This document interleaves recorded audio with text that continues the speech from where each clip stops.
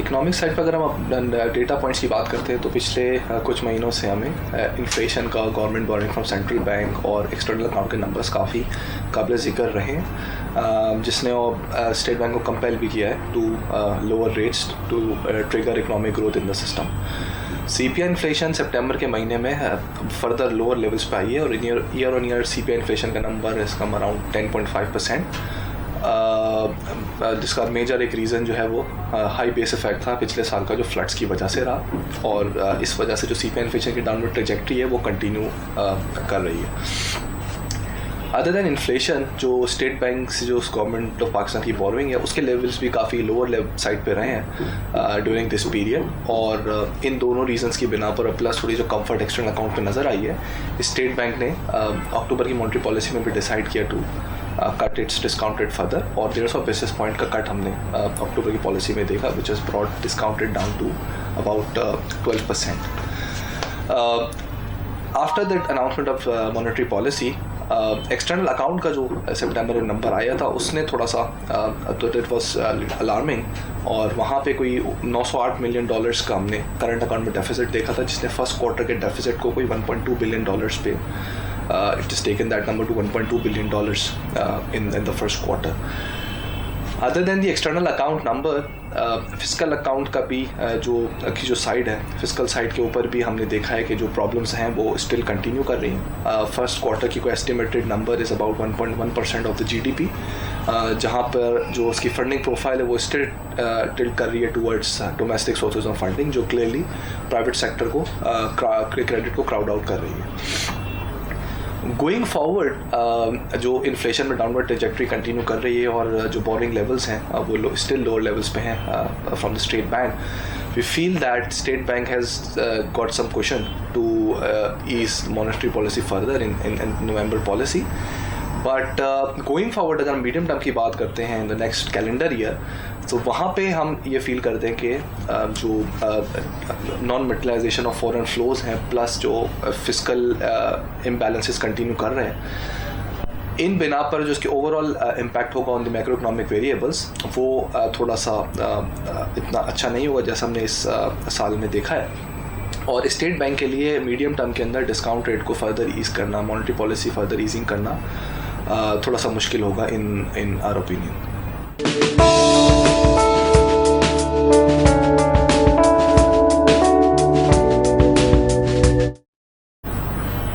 अक्टूबर के महीने में मार्केट कोई लेस दैन 1% पॉजिटिव रही है, जबकि ईयर टू डेट रिटर्न अभी तक नेगेटिव कोई 5% है। और although beginning of month we have seen a discount rate cut of about 150 basis points, लेकिन इसके बावजूद हमने अक्टूबर में ज़्यादातर हिस्से में सेलिंग प्रेशर देखा है और towards the month and he market recover होकर पॉजिटिव बन गई है। जो through out the month selling pressure के रीजंस थे उनमें सबसे बड़ी वजह एक फॉरेन सेलिंग रही है, बिकॉज इस महीने हमने कोई आउटफ्लो देखा है अबाउट $80 मिलियन का, जिसमें से $60 million was because of one of transaction in the shares of Hakko, जबकि द $20 मिलियन का आउटफ्लो था that was in line with the international markets performance because of eurozone economic crisis. अब बाकी जो factors थे, डोमेस्टिक फैक्टर्स, जिनकी वजह से इन्वेस्टर्स के सेंटिमेंट्स में एक डिस्कम्फर्ट था, उसकी रीजंस में इकोनॉमिक इंडिकेटर्स थे, जिसमें करंट अकाउंट बैलेंस की पोजीशन और फिस्कल स्लिपेजेस के कंसर्न्स थे। आगे चल के हम जो मार्केट के लिए एक्सपेक्ट कर रहे हैं उसमें जो की इंडिकेटर्स हैं, अगर हम आइसोलेट करें बिटवीन दी डायरेक्ट और इनडायरेक्ट फैक्टर्स या माइक्रो और मैक्रो फैक्टर्स, तो मार्केट के जो माइक्रो फैक्टर्स हैं उसमें सिंस कॉर्पोरेट अर्निंग्स बहुत स्ट्रॉन्ग आई हैं और टुवर्ड्स द मंथ एंड उसी की बेसिस पे मार्केट ने एक रिबाउंड भी देखा है। वो वी आर एक्सपेक्टिंग कि since market is currently trading at about P multiple of about 6.3 times और जो एक एवरेज डिविडेंड यील्ड है मार्केट की वो कोई कोई मोर देन 8% है। तो एक जो डायरेक्ट फैक्टर्स हैं मार्केट के, उनमें एक सर्कुलर डेट का रेजोल्यूशन ऑन कार्ड्स है, प्लस जो गैस प्रॉब्लम्स हैं वो किस तरह अफेक्ट करती हैं, वो मार्केट पे इफेक्ट कर सकती हैं। बट ओवरऑल बेसिस पे मार्केट के डायरेक्ट फैक्टर्स या मार्केट की इनहेरेंट स्ट्रेंथ बहुत ज़्यादा अट्रैक्टिव है। बट इनडायरेक्ट फैक्टर्स की हम बात करें तो Eurozone crisis can continue to cause some concerns और डिस्कम्फर्ट। और पाकिस्तान की डोमेस्टिक प्रॉब्लम्स की बात करें तो macro factors, macro economic factors एक की होंगे, जो कि specially Pakistan US diplomatic relations में अगर कोई टेंशन में ईज ऑफ होता है और वो ट्रांसलेट होता है in terms of any inflow for the economy, वो मार्केट के लिए पॉजिटिव हो सकता है। About our funds and strategy, MCB DSF has perform well और कोई 1.1% से हमारी जो NAV इंक्रीज़ हुई है, जो कि कोई बेंचमार्क से हम जो कि बेंचमार्क के अगेंस्ट 0.2% जो KC 30 है उसमें इस महीने राइज देखा गया। So we have out perform by about 0.8%, जबकि सिंस इंसेप्शन हमारी जो आउट परफॉर्मेंस है against the benchmark KC 30 index is 80%। In terms of sector allocation and strategy, अक्टूबर के महीने में हमने एक्सपोजर इंक्रीज़ किया है और इस वक्त टूवर्ड्स द मंथ एंड कोई 92+% से इन्वेस्टेड हैं हम एक्सपोजर मार्केट का। और जो फोकस है हमारा मार्केट में वो oil and gas exploration sector, banking sector, power sector और केमिकल सेक्टर में ज़्यादा है। सो आगे चल के वी कैन एक्सपेक्ट कि मार्केट में वॉलेटिलिटी रह सकती है because of indirect factors, but since the valuations strong हैं तो हम एक्सपेक्ट कर सकते हैं ओवर मीडियम टर्म इन्वेस्टर्स के लिए एक डिसेंट रिटर्न मार्केट दे सकती है।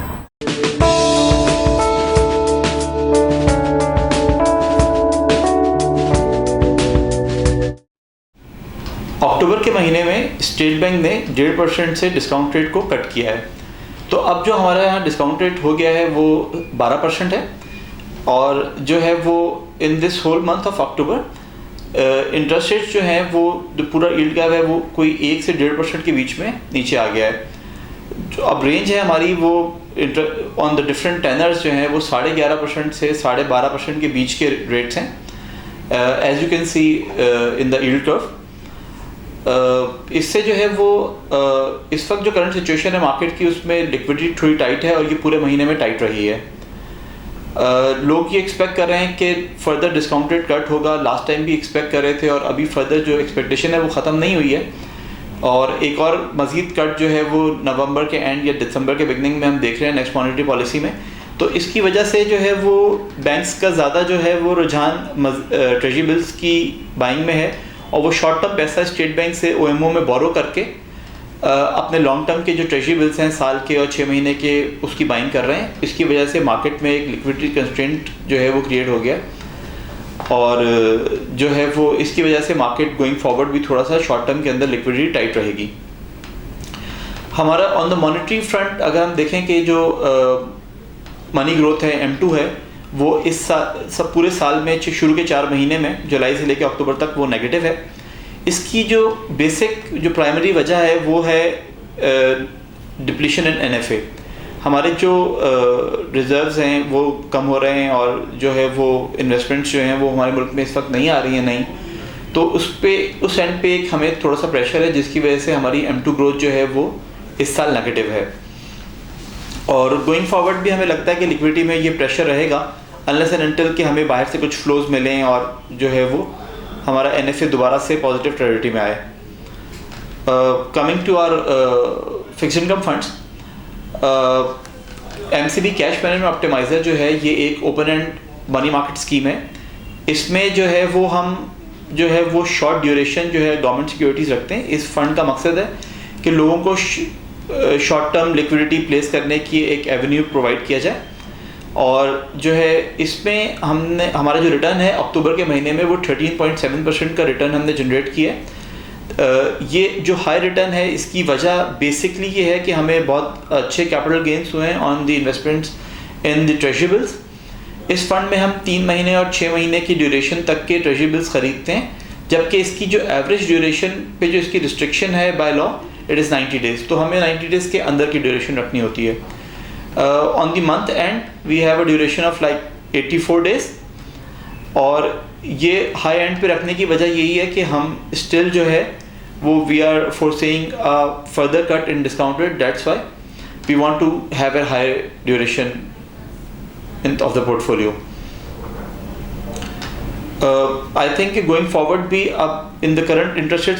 सिनेरियो 12% का डिस्काउंट रेट है, तो जो एवेन्यूज़ अवेलेबल हैं वो 11.5 से 12 के बीच के हैं.